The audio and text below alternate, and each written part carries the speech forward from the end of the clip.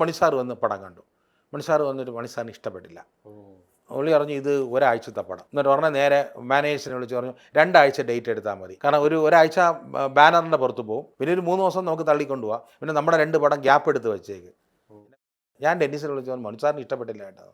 എന്നെയും വിളിച്ച് പറഞ്ഞു പടം ഇഷ്ടപ്പെട്ടില്ല, നീ മറ്റേ പടം മറിച്ച പടം ഹിറ്റ് പടം എന്നൊക്കെ പറഞ്ഞിട്ട് ഇങ്ങനത്തെ ഒരു പടമാണല്ലോ ഉണ്ടാക്കി വെച്ചിരിക്കണമെന്ന് ഡെന്നീസിനെ മണിസാർ വിളിച്ച് പറഞ്ഞു എന്ന് പറഞ്ഞു. ഞാനും ഒരു ടെൻഷപ്പായി. കാരണം ഞാൻ മമ്മൂക്കയെ വിളിച്ചു.